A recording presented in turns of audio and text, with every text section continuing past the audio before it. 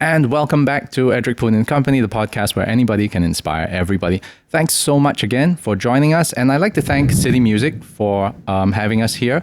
And as you can tell, it's probably raining outside there. But nonetheless, thanks so much for allowing us to accompany you. Now, on to the topic at hand. Chopsticks. What are they good for? Could they be used for picking up food? Maybe even marbles in the sink if you're really adventurous. But what do you think about maybe chairs, tables, furniture? Well, this is what we're going to be discussing today, which is upcycling of chopsticks into sustainable furniture. Number one, is that going to be a sustainable business? Is it profitable? And is it really good for the environment? So the person that I have with me today is from ChopValue. Now, ChopValue is a sustainable manufacturer of furniture by upcycling chopsticks. Justin, thanks for joining the podcast. Thank you, Edric. Thanks for having me. No problem, man. Hey, I love what we were chatting about earlier on off air, which was number one, we have so much in common, apart from us just being guys, right? But we were both military, from the military. We both left and we both learned a lot of things outside there. Now, one thing I would like to just check with you first, right, is that the current two companies that you have built, right, is of course Smart City Solutions and ChopValue. I think anybody who has done their homework, right, understands where you guys came from, which was you and of course your wife, finding out all the sustainability problems through Smart City Solutions, and then you started ChopValue. So could you just help me to understand a little bit more? What was really the problem that you saw, and then you go, hey, we really need to find like chopsticks and make into furniture? The problem isn't as obscure as you would think. Right. Okay. CNA has reported on it. Straits Times has reported on it. Our recycling rate as a first world nation isn't that inspiring. I believe the last published rate of recycling for domestic waste was about 12%. Okay. Yeah. And when we entered the industry, when we started Smart City Solutions and we started providing digital solutions to waste management companies, we were introduced to this very intimate problem of especially the recycling rates. So you go everywhere down underneath your HDB blocks, and right now they even give you these blue bins in your homes, right? And you think that, oh well, not all that bad, right? But if you actually track the whole waste, which we had the kind of privilege to do so, right? If you track all the waste stream, you'll find that actually a huge amount is actually contaminated and not even recycled. Right. So I think the figure is about 40%, okay, which I suspect is a lot higher actually. Okay, well, 40%. That means you're saying that we don't recycle enough? Is that what we're saying? We don't recycle well enough. Okay, okay. So if we're not recycling well enough, right, then what exactly do you think we can... What exactly is the problem here? Is it really because we're not recycling enough, or people don't know about the practices, or we don't have enough outlets for that? There's many factors to it. One of the things that I'm not a big fan of is actually co-mingling. You know, those blue bins, every type of waste goes in. Every type of recycling waste goes in. Right. This actually compounds to the problem of contamination. Okay. Yeah. The other big thing about it is that there are no off-takers. Or there's very little off-takers. Really? Yeah. So you could go through that whole process, go through all the carbon emissions, go through that sorting at home, sorting at the source, reach the materials recovery center facilities, and at the end of them, they bale it, everything, they sort it, they bale it. There's just no one to buy that waste from them. And if you trace that problem, right, you go down and you dig further, right, it's purely the simple fact that there is not a demand that has been created for material, for goods or products made out of recycled materials. Okay. So there's a lot of challenges. I mean, segregation at source, contamination, commingling. But I think the root of the problem is just that the demand has not yet been created for products made of recycled materials. Do you think it's also got something to do with the consumer mentality that we don't want secondhand goods, or we don't like things that are, well, used before? I don't think that's a problem. I think that the eco-consciousness of our society has reached a level where we think it's good. We think using something made of recycled materials is good. But does it outperform? Is it better than the traditional non-sustainable product? I know I want to do good. I know I want to build a greener future. If it costs more than what I'm used to, it doesn't outperform it. I don't have a direct stimulus to change my habits. Right. That falls on then the suppliers, people like us, who are trying to do something, right? We have to make sure that whatever we come out is superior. It cannot, sustainability alone cannot be your main selling point. Absolutely, right? Because the thing is that, number one, you have to justify why people have to pay more, right? And that reason of sustainability, to be honest, right, the regular consumer is not going to bother. Look at the whole Shein thing, right? Like, you can talk about slave labor all you want. You can talk about poor working conditions, but millions of people are still buying it. It's affordable. And again, it's still what I want to buy. And well, if somebody has to work for it and things we don't really see, we can close an eye to an extent, right? So that's the hard truth. Exactly. There's also this other, I think, a mindset of the consumer, like what I mentioned, right? It was that sustainability is a rich man's game. No, it doesn't. It means it's a quality game. We all know this thing. You buy a high quality product, it lasts longer, it works better, you get more value out of it. So stop producing subpar stuff.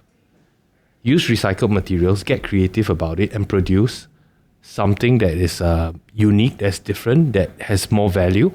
It sounds as simple as it is, but it's not.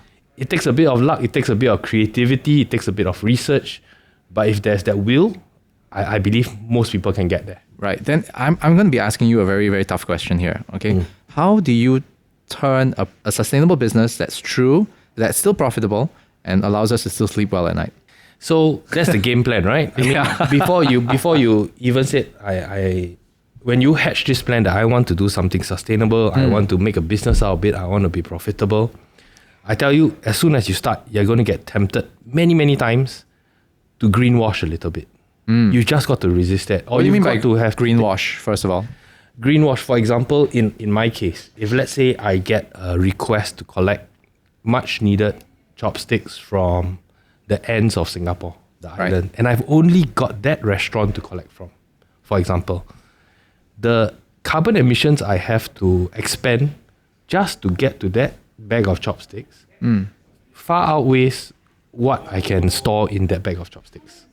So I'm doing more harm than good by agreeing to pick up the bag of chopsticks. Little stuff like that along the way, right? You just have to take the longer view and realize that if you sin once, you're going to continue to take the easy way out. And at the end of the day, it's going to be very obvious to everyone out there, there's just a greenwashed concept that you're trying to make a buck out of. In other words, you're not like going back on your integrity, basically, right? To go, okay, just because of this like 5 cent, 10 cent thing, I have to sacrifice or go back on what my promise is. Correct. Because right now your promise is your main pillar of the business. Yeah. So if you go back on it, right, it's game over already, basically. So exactly. So now the next thing is, when you're doing all of this, how can we also turn this to be profitable if we know that our operational costs are so high? That comes with scale. So that's one. Number two, you can use technology to try to bring down operational costs. And this is compounded by us being in Singapore, where labor cost isn't the cheapest in the world. Now, the next thing is also, for me, it's always been the public perception. Bamboo chopstick, very strong, man. You know, when we, for example, right? It's very easy to break the chopstick. How does it then become a quality furniture? So how do you discuss this with overall clients and prove to them that this is the way? Do you really have to do all these like load tests and show it to the public as though it's a science experiment? Most people, when the application for our material, right, they don't really need that strength that we are capable of. So instead of trying to go through slides and test certificates and all, just show them the product. And tell them to sit on it. Bring them the product along, ask them to try to break it. And when they feel it, they know it, they're convinced already. True. I guess the only bottleneck is meeting enough people face to face, physically, to get their hands on the product. But that's all part of the game as well. As you sell more, as you install more feature walls, as you install more tables that all over Singapore, right? More and more people will get to touch, feel, experience the product. Agreed. How did you get the Omnidesk deal? Tell me. So Omnidesk, I've been a fan of them. Oh, all yeah, along, yeah, even yeah. before I found ChopValue. And naturally, even before we opened our micro factory, I already started contacting the people involved and pitching to them. Thankfully, the stakeholders, the decision makers, saw value in what we did. Yeah. And so we decided to collaborate together and have another offering over their standard offerings.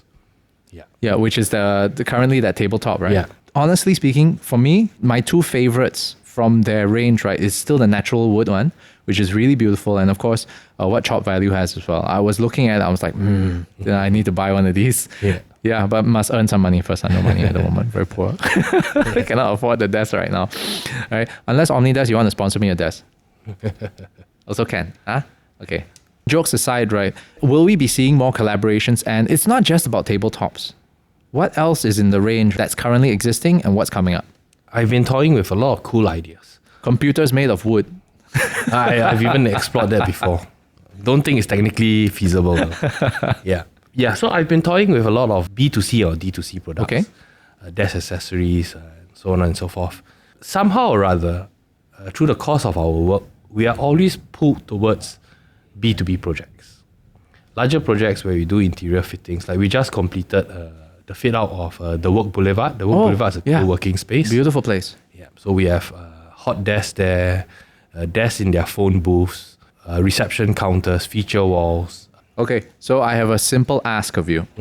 If ever a day there's a chance to go, hey, maybe we should make podcasting tables as well that have to be dense, heavy, so that sounds like these don't really come through. Do you think it's physically possible to do that with the technology and manufacturing processes that you have? Oh yes, I mean, there's no adjustments to what we are already producing. So my home dining table is somewhat in this format, and there's no way you get that hollow sound. Okay, we got to talk about we got to talk after this because I really want to get into that. And when I do get my studio eventually, I want to fit my place out with items like that. Yeah, because we'll it's be important. happy to help. Wow, awesome. Thanks. You heard it first. Hey, how big's your team now, by the way?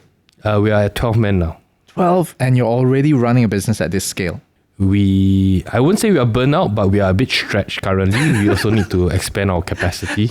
That's a very good caveat. I won't say we're burnt out, but we are really stretched beyond capacity. It almost sounds like you're almost there. The kettle is almost at a boil. You can hear a bit of the whistling already. Yeah. I mean, like even preparing for this podcast, there were emails that you sent to me that did not get answered. It's not okay. Fine. I'll just take it that he does care. It's just that he's too busy. Okay. I'll pretend I didn't hear that. I want to get to know you a little bit better. And for those of you who do not know, he and I were both ex-regulars, all right, in the army, but we're not going to really talk about that. But what to me very, very compelling was that from the army, now most of the time, ex-regulars like us, many of us go into insurance or property. What did you do after you left? The first thing I did, I joined a used car dealership and I started selling used cars. Why used cars? What was the appeal for you? Was it money, or was it because it's something that you knew how to do and you just enjoyed? What was it? Yeah, I mean, I just updated my LinkedIn profile on this yesterday. The 20s, I did everything with one goal. There was I did not seek for passion in my work. I did not seek for fulfillment. I sought the paycheck. That's about it. With the little knowledge of what was outside from the army, there were 3 things that you could do. That was that you get paid higher than your peers, which was insurance sales, property sales, Right. car sales. Ah, okay. Right. So these are the 3 things, and I didn't know anything about insurance. I didn't know anything about property, and so it was car sales for me. I've always been a motorhead, actually, until I started Smart City Solutions, and then I just realized. I just fell out of love with it. I saw cars as a utility. I think more Singaporeans are also starting to see it that way. We are moving towards a car-light society.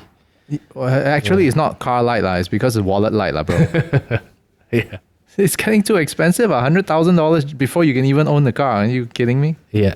I think this sharing economy, this Grab and Uber is no longer here, but Gojek and all, right? I really think it's the way to go forward in a cityscape. It's cheaper or almost equal a decade ago to take taxi everywhere you go or own a car. Exactly. I think OGS, right, our grandfather story, recently did one piece as well, that she took a cab everywhere just to test it out, right, for a few weeks. Yeah. And it's really almost or even less than paying a monthly installment. Yeah, and it's quicker. I don't have to find car park. I don't have to reach a gantry and figure out that I forget to top up my cash card. Yeah. It's quicker, so much more convenient. It's true. You don't have to be stuck anywhere, behind a gantry, and when you want to exit, the thing won't go because you got no money in the cash card. Exactly. Then you got 1,500 people behind you, especially at Marina Square or what. That one is, that's fun for you, right? Why aren't you doing electric then? Like electric cars? Or is there something, a hidden nasty secret within the electric industry that's not green anymore? I think if you can ask this question, you most probably know about it. No. I'm not. I'm merely I'm not even taking a side. I'm just asking questions. Yes. Anyways, it's not that much of a secret anymore. If anyone that has a TikTok account has most probably chanced upon this video, where the carbon footprint to produce an electric vehicle because of the batteries needed and the mining of the minerals, I guess the materials needed to produce that battery, if I remember correctly, is 24 tons of CO2 equivalent. Wow. Or something like that. And the normal combustion engines that we are used to is only 6 tons. Oh, wow. Even you run as much as you can. You run as much as you can, as much mileage as you can, over a course of 10 years. The carbon footprint that you emit is still lower than the whole carbon calculation for the electric vehicle. Wow. Electricity, at least, is still being produced by natural gas. So there is still a carbon footprint to the charge. Lower, I guess. Right. From burning petrol. I'm not really an expert in this area. I'm using TikTok as my source of truth. Yeah. But so I drive a COE renewed car now. And I think it's fine as long as I don't create the demand to produce another huge carbon footprint. Obviously, you're a lot more into the green space than I am. You don't just wake up one morning and go, I wish I had a greener planet. When was it that you realized that, hey, I really want to do something different? And then eventually you founded a company that goes into waste. What was it, the moment that changed your mind? There was this nagging sense of guilt that was enhanced at the birth of my first daughter in 2013. Because now I know that I'm just a custodian of a planet which I have to hand over to her and my other 2 kids. So I think the guilt accumulated to that point, and then it started to manifest itself. It boiled over at that point of time when I had children, because now I realized that I'm not living for myself. I have something to hand over to, and the same thing for my wife. So there's a few things along the way. There was a trip to the Maldives with my wife. We got one of those water huts, I think they call it, water houses or water villas or what, where you just jump into the sea off your balcony. And that snorkeling expedition that I took is totally different from what I saw in pictures, because the entire coral reef was bleached. So it was like a graveyard. Wow. It wasn't even in shape anymore. They were like all bones. I guess as we learn more and more, and I was also into the waste management business, we learn more and more, and then we realized that really what we are tracking the same course that we are on is just not sustainable. I mean, there's so many of these stats and facts out there, and if you cut yourself and you bleed green and you really want to go and follow every single practice out there, at this point in time at least, it's going to be near impossible or a very difficult life. And that's bordering on absolutism already, which is I don't think it's the right way. If you want a movement to grow, if you want a movement to root itself and really move forward, right? You can't expect us to change everything that we've done for the last 40 years, but we take on the practices that we can, slowly, one by one. Yeah. Yeah. True. My wife and I had that conversation. It's like, hey, is our son going to see the end of the world or not? Very Doomsday kind of a conversation. Because look at the weather in this year alone. You can tell me that global warming is not really happening. It's pretty insane. I mean, the temperatures that have been going up, the kind of typhoons that are happening elsewhere, droughts, hailstones from God knows where. It is really happening. Something is happening. And is it going to be within our lifetime, or is it going to be in somebody else's lifetime? It makes me then question how many more businesses like yours need to come up before an actual change and shift is going to happen? What is the pivot point? Has there been any studies or data on something like that? Not that I've researched, but what I do know is that from where I stand, from what I feel, from the conversations I have daily, I think we've already pivoted. We have? That is the optimistic part of things. No, in a good way or in a bad way? In a good way. I think we have optimistically pivoted where the large corporations are already starting to see the need for sustainable transformation. Be it because of legislation or whatever. But they already see it. You go on LinkedIn and you search for investors, usually they come with the word impact investor. And this is the impact they're talking about. And people don't want to put their money into businesses that does not have a route towards sustainability. You see more on social media, more and more movements, more and more activities. Yes, some of them are still a bit greenwash, but they're growing lesser. Even through the course of ChopValue's business, we are seeing the interest build up. So I think the general critical mass has already decided, yes, this is the way to move forward. Now we are all struggling or rushing to find solutions that we can adopt, we can merge into our daily lives without upheaving everything. Yep. So I think we're on the way there. I think physically, like, as a consumer, right, what would really open my eyes, right, and go, hey, actually we're doing good, is when I actually see department stores actually selling more of these products that show sustainability, that actually tell you that journey, that this is from where. You know, again, I can't talk about things like makeup and all that because that's not my demographic, right? Or I don't fit within that category. Or maybe I do. But anyway, that's a different thing. What I'm saying is that if, let's say, for example, I went furniture shopping and I really wanted something, and this thing said that, hey, this is made from sustainable materials, sustainable practices, and this is the entire process that goes through, it would interest me. And if I can really see it in a big name department store or chain, then I know, wow, this is really making an impact because people get to see it. And that's the centerpiece. I think you already can see the roots. Go to any web page and all. Most big corporations have this commitment to sustainability. So by the time it trickles out into packaging of cosmetics, into packaging of food, into textiles, into clothes, into fashion and all, I think the journey has already started. I think the wheels are already turning. And I think you might get to see that significant change in your walk into a departmental store sooner than you think. That's a tricky one though. When they talk about ESG, I was listening to the podcast, I think Valuetainment by it's the PBD podcast, I think. He was talking about the father of ESG. It seems like over time there have been a few camps that came up, and to me notably was, one camp is that I truly care and therefore I will subscribe to ESG. The other one is because there's incentive and there's the business and the tax returns and all that, therefore I must do ESG. So one is more very profit driven and another one is actually socially conscious. Yeah.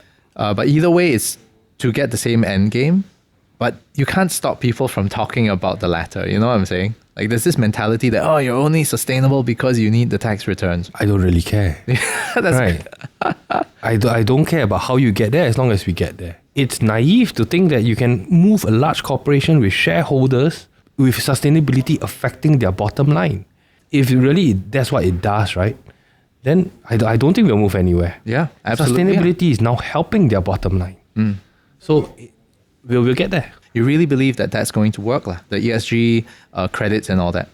I think we have started the wheels turning where there's no way we are going to turn back. Okay. Yeah. That's good to know. At least that helps me to clarify, because why I'm saying that is I sometimes have a certain perception or bias. What has all of that little stuff in between, the politicking, the lobbying, got to do with me? Nothing. What? As long as it still gives us the end game, it's Correct. there. If you think about it logically, everything starts with political will. Everything starts with legislation, right? Any major change, any major shift. And who are the politicians' employers? You and me. It's the individual consumer. There must have been a need, a want, an education, a cry out for something greener that caused the political will to be formed and thus affect the large corporates, which then goes around one cycle and produces products and all for us to consume. Is this something that you and your wife talk about all day, all night? No, actually. This is stuff I talk about when someone's interested to know, and I'm only sharing. I'm by no means an expert. I'm not an environmentalist. I didn't do very well for my A's. But do you consider yourself an activist then? No, I don't. Okay. So what's your definition of an activist? I'm very curious. This is the stuff that I love to hear about. I feel an activist has a mission, a goal, and they border on extremism, where everything else that hinders their goal is insignificant. It's not worth to consider. So there was this TikTok video as well. I seem to be getting all my knowledge from TikTok, but there's this British guy in Parliament that was saying, if you gave a person a button, if you hit this button, you release how many tons of carbon dioxide into the atmosphere, but your child gets another year to live or something like that. See, every single parent out there will smash that button. There's no parent out there that will smash button. In other words, we'll forsake sustainability, the green movement, everything for our children. To me, that's a very ironic statement to make, because if you press a button and everybody presses the button just to extend the child's life by a year, for example, all of us are probably going to die at the same time. So the irony in that statement, right, that, okay, we are willing to do that. Yes, I think what they're trying to say is we're willing to do anything for our kids to have a better future, right? Yeah. But yet, what we're doing right now is not exactly giving them the better future. Correct. So activism has to come with a certain balance, a certain understanding that we have spent, if sustainability just came about, we have spent the last how many years getting used to the convenience of certain things, getting used to a certain lifestyle, getting used to the clean food products in wrappings, right? Right, and we are not going to harm our children's health by saying, I want to go green. I'm gonna forgo all these conveniences. I'm gonna forgo all these things. Plastics and all have helped. I mean, in our general well-being, in a certain sense. So I think it's got to come with a balance. Yeah. So I wouldn't consider myself an activist, but I'm just an average guy out there that has the fortune to do something towards this direction. Give me some parenting advice here. How many kids do you have again? I've got 3. 3, right. Give me some of your parenting lessons. Like, say, for example, you just happen to go out on the street and you see something. Do you take the opportunity to actually teach your kids about something green or something sustainable? So give me some actionable points because I would like to be able to tell this to my son as well. What's something that you normally tell your kids from time to time? Action is the word. I think the most basic thing is recycling and responsible consumption. Right. Making sure that what you buy can really be recycled and it's just not that triangular arrow on the back of packaging for someone to sell. And do you really need it? Do you really need to consume this thing? Are you going to waste it? Right. Well, one of the things that I really need to figure out, right, is we order a lot of stuff online. So, one small packet of something can come in one big cardboard box. What do you happen to know the policy on what the box returns are, or is there a reuse rate or something? No, I don't have any facts on that. What I do know, because we do send out some packaging as well, we have to, is that most of the packaging you get now is made out of recycled materials, right? Even from those poly mailers and all. They look like plastic and some of them are even shiny and all, but they are actually made out of recycled materials. Okay. So yes, it's a lesser evil. Okay, well, I got to figure that part out, because like when I get boxes, right, all over the place, I'm like, okay, I'm not going to shred them up. I'm not going to throw them away, but I'm going to bring them downstairs to the recycle bin. I mean, that's one thing that at least I know I'm doing right. Exactly. Yeah. But I think that's the right way to go. I mean, that's why the blue bin is there for. I think it's one of the recyclable products. So I think someone of your positioning can do this. Tell HDB, your recycle bin make bigger lah. You give me the small one. It's not HDB, it's NEA. Well, now draw a line already lah. First it's supposed to be the sidewalk, which is the grass, and now it's within the HDB wall. That thing, that chute, that one's under NEA. You're talking about the chute? Yeah. I think there's some plans in there. I was just watching a video. It's that small. I can't do anything with that. And when somebody throws a carton of milk in there, it jams up. It's like, what? This is a massive design flaw. But okay, again, for future flats, whoever is from HDB or NEA, I hope that you can rectify this. People want to do something green, but you can make it better for them. I think right now the chutes on each floor is only for general waste, right? No, there are two. So they've done that already. yes, that's a good start, but it's really small. It's like that, like a mailbox kind of a size. So whatever boxes that we get right from let's say again e-commerce, when we buy a lot of the boxes that we get, unless they're very very small, then we can use them. Even like say for example 1 liter or 2 liter milk cartons, right? The bigger ones cannot fit in properly. They jam up. So that being said, right, it doesn't. There can be more that can be done, right, to kind of make that process better for those who wanting to do a little bit more lah. Actually, I would like to see the return of the Karang Guni. In your opinion, right, they're not. What is it that they are doing that is a part of the green movement lah? The Karang Guni? Yeah. Yeah, I mean, they are segregation at source. There's zero contamination for them. Because right at your doorstep, they're segregating already. They bring it down to their truck, they're segregating already. You pop things into the blue bin, someone throws some food waste or what nonsense inside there, the whole bin's contaminated. So these guys they're very efficient. What I've heard is that there's not enough off-takers for what they collect. Yep. So they can't make a living out of it. Yep. Yeah. It's true. So that being said, right, is that going to be a new business venture for you? Karang Guni. Yeah. I mean, look, they got lorry guys, they got like urban something. They have people who, it's a consolidation. Sorry, not consolidate, it's an aggregator. Would you be able to then aggregate Karang Guni? Somebody listening to this podcast might, but it's not for me. I've got my hands full now. Okay. And that's the whole concept of what we're doing. Chopsticks is 0.015% of waste. It's not a huge number.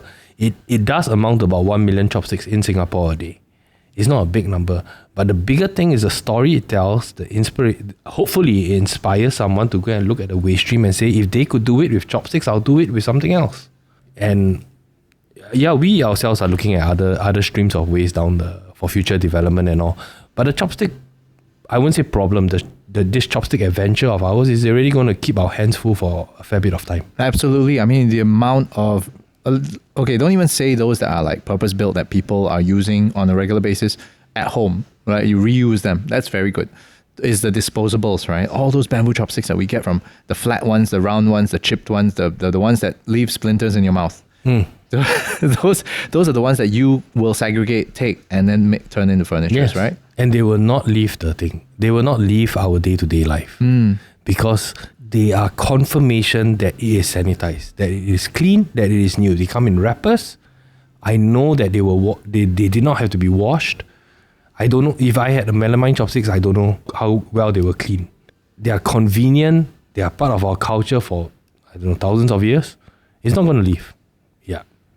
So if it's not going to leave our lifestyle, then we might as well find some way to lock the carbon in. It's already made out of a sustainable material. Bamboo is already a fast-growing wooden grass. Right? It's part of the carbon cycle and all. So it's already made out of a sustainable material. Throw the chopsticks into the ground, they will biodegrade. Right? But there's a way for us to lock up more carbon and to do it at scale. Dude, I'm curious. You run 2 businesses now, right? Yes. Number 1, how do you create off days for yourself for mental health? And what do you do for fun? What I used to do for fun. Okay, anyway, so... That's a very harrowing statement. Yeah. I definitely have, now, most of my Sundays, I definitely have it and I reserve it for the family.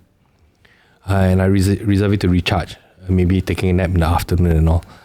Saturdays, about half the day is working still. So I've essentially got 1.5 days lah. And the nights that I try to spend with my family as much as I can. Oh, I'm struggling to think. This is the weirdest thing, right? I'm talking to you about work and sustainability, all the answers just like that. I ask you about free time and what you do for yourself. All of a sudden, this seems to be the toughest part of the podcast. What is this? I used to love golf. The last time I golfed was in 2020, before the pandemic. Okay. Around Chinese New Year. I love poker. I think that's about it lah. Fun-wise, I think that's about it. Okay, so what's a nice poker night for you? Curious. Does it come with cigars? Does it come with nice whiskeys or something? What's a good poker night for you? A good poker night is a night with a lot of interesting hands, a lot of good reads, a lot of action, I've quit smoking, so cigars don't do it for me. I do enjoy the occasional beer. Not a very good idea to be drinking while you're playing poker. No, if there are high stakes, it's fine. I get it. You want to be sober, right? And enjoy the thrill, I think, of the ride that it has. Do you play like I would say what is it? Is it traditional, or are we talking about Texas Hold'em? Texas. I only play Texas, and I stubbornly defend that it's still not gambling. It's a game of skill. It's just very interesting to learn and see how people to react in different scenarios. It's just a very mental thing. It's a very interesting thing for me. It's mental chess to an extent, right? Because you're reading people, you're watching them. It's the study of human behavior to an extent. Yes, with a lot of variance. Because they're not going to behave that 90% of the time. Maybe only 70% of the time they're going to behave as per what you predicted. Is a poker experience supposed to be very quiet, or is there a lot of commotion going on? If it's a group of friends that you enjoy spending time with, it's a lot of fun. There's a lot of stupid conversations going on and all. Guy talk lah, the typical bro talk lah. But if it's a bunch of people that you're not familiar with, then it can be quite a grind. It can be quiet. Did you ever have a thought of having like some man cave or something so that you could have Oh, yes. Isn't that a dream? Yes. Maybe it's a dream that I can only realize in like up north where land is cheaper and Yeah. Either that I've got 3 kids so you know It's true. No, it's okay one for each of them to hold up the table Yeah, okay. So that being said, what we do before the end of every podcast, it was great chatting with you and everything. We always have a quick fire round of 10 questions that we do with every one of our guests. So that being said, are you ready? Oh, okay. One word you like the most? Commitment. One word you really dislike? It can be a curse word if you want to. Strawberry generation. I don't know why that word comes to me. If you could have a conversation with anybody, dead or alive, fictional or non-fictional, who would that be? My mum. What do you say to yourself in the mirror every morning? It's going to be a good day. Name one superpower that you like to have. To fly. Favorite dish to eat? Hainanese curry peng. Favorite travel spot or the next travel spot you want to go to? Japan Niseko. Something in the arts that you've always wanted to do but yet to do so. Comic book illustration. What does retirement look like to you? In a big, nice bungalow in Johor and golfing every single day and playing poker at night. How do you want to be remembered? What's your legacy? I want my legacy to have been someone that contributed to the green movement, built a successful, long-lasting brand. Thanks so much, Justin. If you'd like anybody to get in touch with you, or for example, ChopValue, this camera over here, that's for you. Feel free to just reach out to them right now. Do check us out on LinkedIn, on social media. See if we can add value to your lives and to your jobs. And there's contact information all listed on those spaces. Thanks so much again for joining us for the Epic Podcast, Justin. Thank you so much. Okay, no I'm My pleasure. really excited to have this conversation with you. And it's great because we moved from sustainability to parenting advice and poker. Again, this is completely expected from this particular podcast, so I'm sure you guys didn't mind. Thanks so much again for joining us in the episode of the Epic Podcast. We'll see you next time. Bye, everyone.